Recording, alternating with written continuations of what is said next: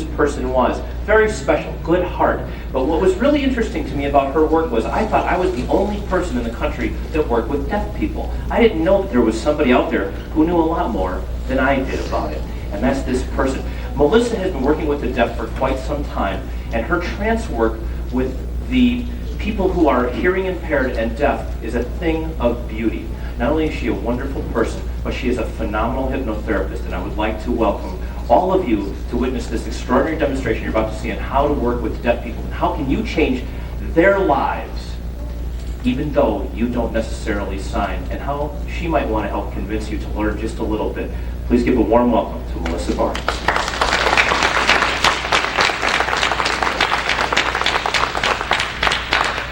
Thank you, Kevin, for that wonderful introduction. Now I have a friend here, Houston, who's going to sign just for the first 5 or 10 minutes while I'm talking so that you can get an idea of the beauty and the visual aspect of the language of signs. So you can understand how your clients understand language, how they process language. So I'd encourage you to possibly even watch him as I talk so that you can see how my voice tones are reflected in his gestures, in his signs, the way he moves his body, his hands, his face.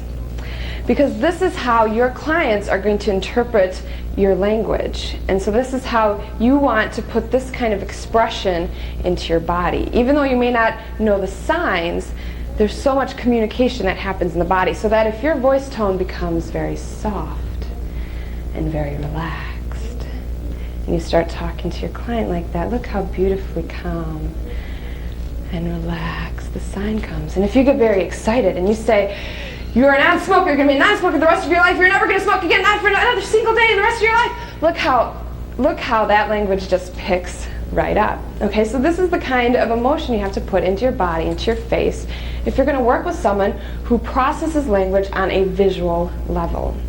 Okay? And we're going to do some demonstrations of how you can adapt the things that you already do to working with some of these clients. So first, let me tell you my experience, how I got started doing this. I didn't do it intentionally. It was kind of an accident. I've always been interested in sign language, and I just wanted to learn sign language. And I worked at what's called a relay center. If you do work with deaf clients, you'll learn about this. They use a phone, a teletype device, and type what they want to say, read what gets responded. If they call you and you don't have one of those devices, they have to call somebody to go in between. Listen to the conversation, type it out, read back what's typed. So that's what I did for a while. And everybody at work that didn't work on the phones was deaf. So I met a lot of deaf people and got to use and practice a lot of sign. And I started taking sign language, wanting to learn more, wanting to become fluent. And I met all these deaf people, and of course they ask, what do you do for a living? Well, I'm a hypnotist. And just like anyone else, tons of questions, and oh, you can't hypnotize me because I can't hear your voice. So I spent so much time convincing them that a deaf person can be hypnotized. And I would go into all this stuff about, it's your imagination that does it.